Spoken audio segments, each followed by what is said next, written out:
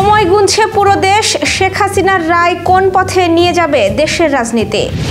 আজ রাজনৈতিক দলগুলোর সঙ্গে ইসির সংলাপ। অন্তর্বর্তী সরকার পরিষদ নয়, সব দলের সমর্থনেই গড়া, মন্তব্য তথ্য উপদেষ্টার। বিএনপির মনোনয়নকে ঘিরে বিক্ষোভে উত্তাল সাতক্ষীরার আশাশুনি। মোরেলগঞ্জ কৃষক দলের মতবিনিময় সভা অনুষ্ঠিত। দেশে স্বর্ণের দাম ভরিতে কমল প্রায় ৫,৫০০ টাকা। তরিকুল ইসলাম স্মৃতি ফুটবল টুর্নামেন্টের দ্বিতীয় দিনের খেলা ছিল হাড্ডাহাড্ডি। দর্শক, গ্রামের কাগজের সকালের খবরে আপনাকে স্বাগত। শুনছিলেন প্রধান প্রধান শিরোনাম, এছাড়াও রয়েছে রাশিফল। এবার চলুন যাওয়া যাক মূল আয়োজনে। আওয়ামী লীগ সরকারের পতনের পর প্রথম মানবতা বিরোধী অপরাধ মামলার রায় ঘোষণা হতে যাচ্ছে আগামীকাল ১৭ নভেম্বর। আন্তর্জাতিক অপরাধ ট্রাইব্যুনালের এই রায়কে কেন্দ্র করে দেশের রাজনৈতিক অঙ্গন আবারও উত্তপ্ত হয়ে উঠেছে।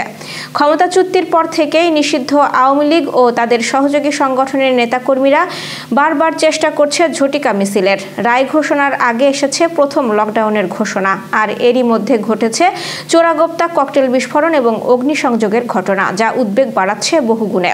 যমুনা টিভি তাদের এক প্রতিবেদনে জানিয়েছে, রাজনৈতিক বিশ্লেষকরা মনে করেন সামনের দিনগুলো আরও অস্থির হতে পারে। ১৯৯৬ এবং ২০০৬ সালেও দলটির এমন সহিংস আন্দোলন দেখা গেছে। বিশ্লেষকরা বলছেন, এই পরিস্থিতি নিয়ন্ত্রণে রাখতে আইন শৃঙ্খলা বাহিনীর ওপরই সবচেয়ে বেশি দায়িত্ব বর্তায়। গণ অভ্যুত্থানের পর আওয়ামী লীগের রাজনৈতিক কার্যক্রম নিষিদ্ধ হয়, স্থগিত করা হয় দলের নিবন্ধন। একই অবস্থায় পড়েছে ছাত্রলীগও। রায় সামনে তাই দেশের রাজনৈতিক মাঠ এখন দমবন্ধ উত্তেজনায় জমে আছে। অন্তর্বর্তীকালীন সরকার একটি পরিষদ নয়, সব দলের সমর্থনেই এটি গঠিত হয়েছিল বলে মন্তব্য করেছেন তথ্য উপদেষ্টা Mahfuz Alam. Women in democracy আয়োজিত এক গোলটেবিল বৈঠকে বক্তৃতাকালে তিনি এই মন্তব্য করেন। তথ্য উপদেষ্টা বলেন, অনেকেই বলেন অন্তর্বর্তীকালীন সরকার কোনো সরকার নয়, এটা একটা পরিষদ। তবে সব রাজনৈতিক দলের সমর্থনেই তো এই সরকার গঠন হয়েছিল। যদি সব রাজনৈতিক দল চাইতো, সব ধরনের সমস্যার সমাধান করা যেত। ত্রয়োদশ জাতীয় সংসদ নির্বাচন উপলক্ষে আজ সকাল ১০টা থেকে দুপুর ১২টা পর্যন্ত গণফোরাম, গণফ্রন্ট, ইসলামিক ফ্রন্ট, বাংলাদেশ ইসলামী ঐক্যজোট, বাংলাদেশ সুপ্রিম পার্টি ও বাংলাদেশ জাতীয় পার্টির সঙ্গে মতবিনিময় করবে নির্বাচন কমিশন। রাজধানীর আগারগাঁওয়ে নির্বাচন ভবনের সম্মেলন কক্ষে প্রধান নির্বাচন কমিশনার এএমএম নাসির উদ্দিনের সভাপতিত্বে এই সংলাপ অনুষ্ঠিত হবে। এছাড়াও দুপুর ২টা থেকে বিকেল ৪টা পর্যন্ত Bangladesh Jatiya Samajtantrik Dal, Bangladesh Jasad, Bangladesh National Awami party, Bangladesh NAP, Trinamool, BNP, Krishak Sramik জনতা লীগ, বাংলাদেশ খেলাফত মজলিস ও ইসলামী আন্দোলন বাংলাদেশের সঙ্গে সংলাপে বসবে কমিশন। এর আগে গত বৃহস্পতিবার সংলাপের প্রথম দিনে ১২টি দলের সঙ্গে ২ পর্বে মতবিনিময় করেছে ইসি। বিএনপির মনোনয়ন নিয়ে লাগাতার আন্দোলন চলছে সাতক্ষীরা ৩ আসনে। কেন্দ্রীয় নির্বাহী কমিটির সদস্য ডাক্তার শহীদুল আলমের মনোনয়ন দাবিতে শনিবার বিকেলে আশাশুনির বাস টার্মিনাল মোড়ে বিক্ষোভ সমাবেশে জড়ো হন বিএনপির হাজারো নেতাকর্মী।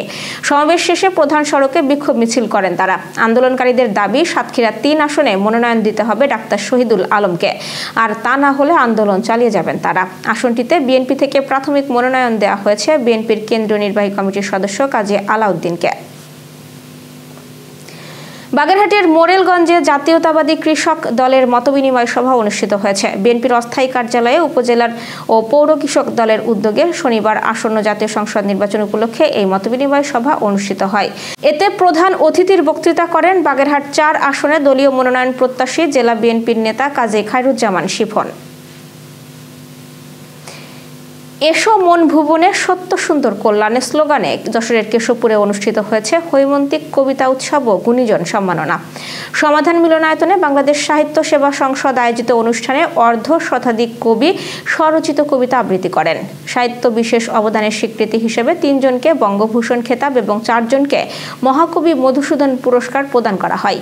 বাসাসের প্রতিষ্ঠাতা চেয়ারম্যান, কবি ও নাট্যকার শফির সভাপতিত্বে অনুষ্ঠানের উদ্বোধন করেন অধ্যাপক আলাউদ্দিন আলা।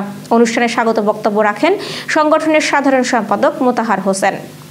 টানা 4 দফায় বাড়ানোর পর অবশেষে দেশের বাজারে স্বর্ণের দাম কমিয়েছে বাংলাদেশ জুয়েলার্স অ্যাসোসিয়েশন।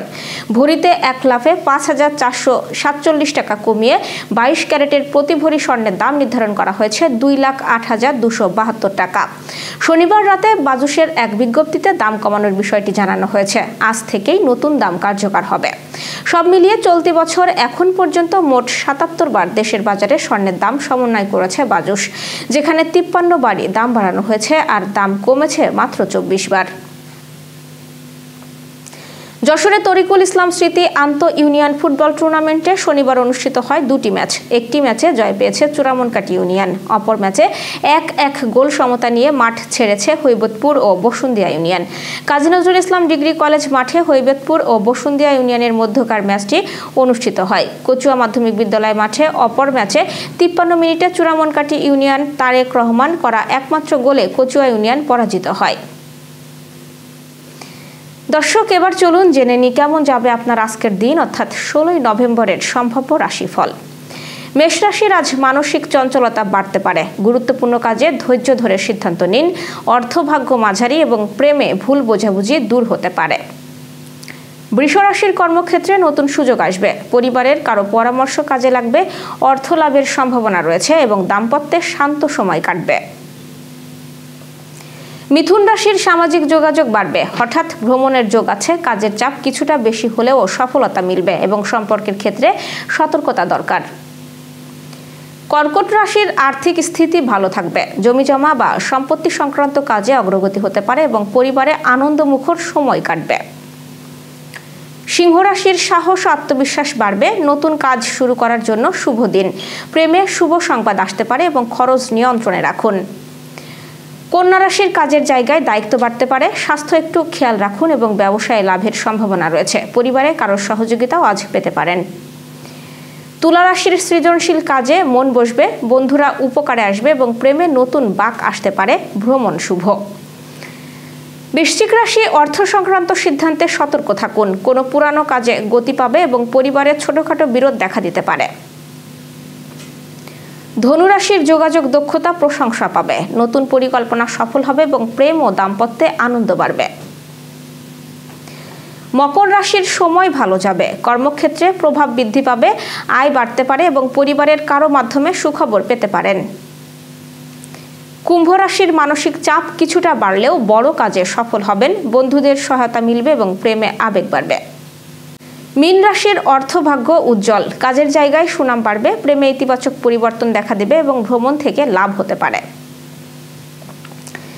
দর্শক, এই ছিল এখনকার আয়োজন। আগামীকাল ঠিক একই সময়ে সকালের খবর দেখতে ও জানতে চোখ রাখুন গ্রামের কাগজের ইউটিউব চ্যানেল ও ফেসবুক পেজে। আর প্রতিদিনের খবরের আপডেট পেতে গ্রামের কাগজের ইউটিউব চ্যানেল সাবস্ক্রাইব এবং ফেসবুক পেজ ফলো করে রাখতে ভুলবেন না। আমাদের পরবর্তী খবর দেখুন বেলা 2:30টায়। শুভ বিদায়।